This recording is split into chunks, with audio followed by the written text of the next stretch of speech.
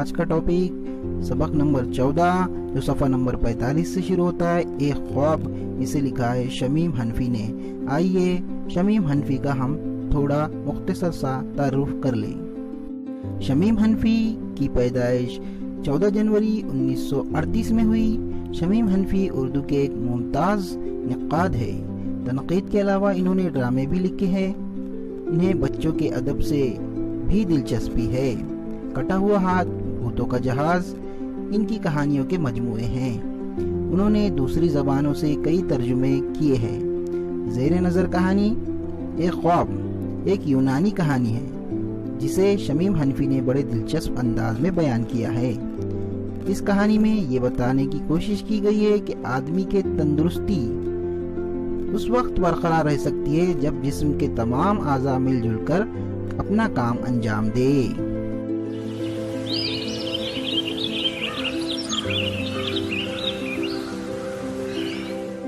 یہ کہانی کچھ اس طرح سے شروع ہوتی ہے۔ ایک رات ایک بڑے میاں نے خواب دیکھا۔ عجیب خواب تھا۔ کیا دیکھتے ہیں کہ ان کے دونوں ہاتھ، دونوں پیر، منہ اور سارے دانت بری طرح پیٹ کو ڈانٹ رہے ہیں۔ پیر کہہ رہے تھے، پیٹ رے پیٹ، تو موٹا بھی ہے اور عقل کا کھوٹا بھی ہے، کام کا نہ کاج کا، دشمن اناج کا۔ ہم دن بھر چلتے ہیں، بازار جاتے ہیں، کھانے پینے کا سامان لاتے ہیں، تو بس کھاتا ہے اور چین کی بنسی بجاتا ہے۔ نٹھلا کہیں کا۔ چین کی بنسی بجانا، عیش کرنا، نٹھلا یعنی نکما ہونا۔ یہ سن کر دونوں ہاتھ بھی بولے، ہاں ہاں، پیر ٹھیک ہی تو کہتے ہیں۔ اب ہم ہی کو دیکھ، ہم کتنی محنت کرتے ہیں، باغ کی صفائی، گیہوں کی پسائی، پھر آگ جلانا، کھانا پکانا، یہ سب ہمارے ذمے ہیں، اور تو سب کچھ چٹ کر جاتا ہے۔ مفت خور۔ مفت خور یعنی مفت میں کھانے والا۔ منہ، زبان اور دانت نے مل کر پیٹ کی ہنسی اڑائی، خوب کھری کھری سنائی۔ کہنے لگے، ہم نہ ہوتے تو کیا تو بازار جاتا، کیا قسم قسم کے پکوان اڑاتا، ہاتھ پاؤں اپنا کام کر چکتے ہیں تو ہم کھانا چباتے ہیں، اس کا مزہ ہم بتاتے ہیں، اسے معدے تک ہم پہنچاتے ہیں۔ پیٹ رے پیٹ، تو ہو ملیا میٹ۔ ہنسی اڑانا یعنی کہ مذاق اڑانا، ملیا میٹ ہونا یعنی ختم ہو جانا، برباد ہو جانا۔ یہ جھگڑا بہت دیر چلتا رہا۔ سب پنجے جھاڑ کر پیٹ کے پیچھے بڑھ گئے تھے۔ آخر پیروں نے ایک تجویز پیش کی۔ تجویز یہ تھی کہ ہم سب کے سب پیٹ کے لیے کچھ کرنا دھرنا چھوڑ دیں گے۔ پنجے جھاڑ کر پیچھے پڑنا، کسی کو بہت پریشان کر دینا، تجویز، آئیڈیا۔ واہ، کیا لاجواب بات سوچی ہے۔ ہاتھ، منہ، زبان اور دانت ایک ساتھ بولے، میاں پیٹ، اب تمہیں پتہ چلے گا کہ کاہلی کی سزا کیا ہوتی ہے۔ پیٹ بیچارہ چپ چاپ سب کی سنتا رہا، غصے میں بھنتا رہا۔ اس نے کسی کو کسی بات کا جواب نہیں دیا۔ وہ سچ مچ بہت موٹا تھا اور دیکھنے میں بڑا کاہل اور آرام پسند تھا۔ اب یہ ہوا کہ پیروں نے بازار جانا چھوڑ دیا، ہاتھوں نے سامان اٹھانا اور کھانا پکانا چھوڑ دیا، منہ نے چپی سادھ لی، دانتوں نے کھانا چبانا چھوڑ دیا۔ جب یہ سب چھوٹ گیا تو زبان نے بھی اس چیزوں کا ذائقہ بتانا چھوڑ دیا۔ اب بڑے میاں خواب میں دیکھتے ہیں کہ صبح ہو چکی ہے۔ اپنی عادت کے مطابق انہوں نے بستر سے اٹھنا چاہا، مگر اٹھتے تو تب جب سچ مچ جاگ چکے ہوتے۔ وہ تو بس خواب میں جاگے تھے۔ اٹھنا چاہا تو لگا پاؤں بے جان ہو کر رہ گئے۔ پھر ہاتھ ہلانے کی کوشش کی تو ہاتھوں نے بھی کوئی حرکت نہ کی، نہ منہ کھل سکے، نہ زبان سے کچھ بول سکے۔ یوں لگتا تھا جیسے بیمار پڑ گئے ہوں۔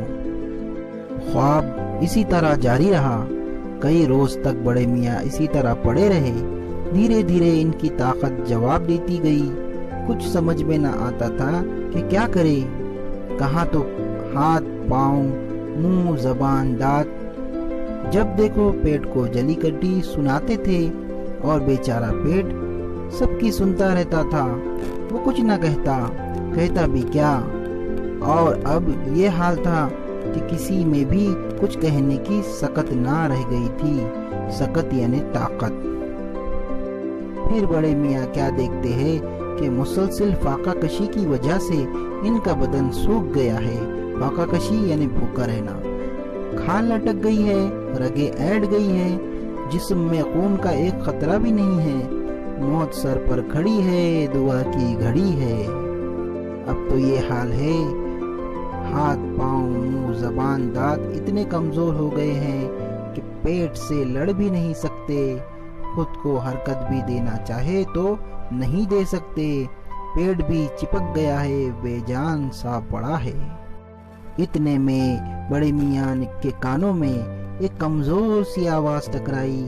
ان کا ایک پیر کہہ رہا تھا، اے دوستو، ہمیں یہ بات مان لینی چاہیے کہ ہم سے بڑی بھول ہوئی، ہمارے پیٹ ہی نے اپنی رہی سہی طاقت کے بل پر ہمیں اب تک زندہ رکھا ہے۔ یہ سن کر پیٹ بڑی اداسی کے ساتھ مسکرایا۔ پھر اس کے سننے میں آیا کہ ہاتھ پیر منہ زبان دانت ایک آواز ہو کر کہہ رہے تھے، آؤ ہم سب آج سے پھر اپنا کام شروع کر دے۔ اس آواز کے ساتھ ہی بڑے میاں کی آنکھ کھل گئی۔ جاگ کر انہوں نے دیکھا کہ ان کے پاؤں چل سکتے ہیں، ہاتھ بوجھ اٹھا سکتے ہیں، منہ کھل سکتا ہے، زبان چل سکتی ہے، دانت کھانا کے نوالے چبا سکتے ہیں، وہ بالکل بھلے چنگے ہیں۔ جب ناشتہ سامنے آیا تو انہوں نے اپنا خواب یاد کیا، اپنے آپ سے ہی بولے، ہمارے جسم کے ہر حصے کو دوسرے حصوں کی مدد درکار ہوتی ہے، سب مل جل کر ہی کوئی کام کر سکتے ہیں، ہاتھ پاؤں منہ زبان دانت اور پیٹ، جی ہاں پیٹ بھی، ان میں کوئی کسی کا دشمن نہیں۔ اگر ایک کام کرنا بند کر دے تو دوسروں کا کام بگڑ جائے گا، سب کے سب بیمار پڑ جائیں گے۔ سب اپنا فرض پہچانے، کسی کو خود سے کمتر نہ سمجھے، کمتر سمجھنا یعنی حقیر سمجھنا۔ اس سے زندگی کی گاڑی صحت اور سکون کے راستے پر چل سکیں گی۔ آپس میں لڑائی جھگڑا شروع ہو گیا تو گاڑی رک جائیں گی۔ یہ سوچ کر بڑے میاں اپنے خواب پر خوب زور زور سے ہنسے، پھر مزے لے کر ناشتہ کرنے لگے۔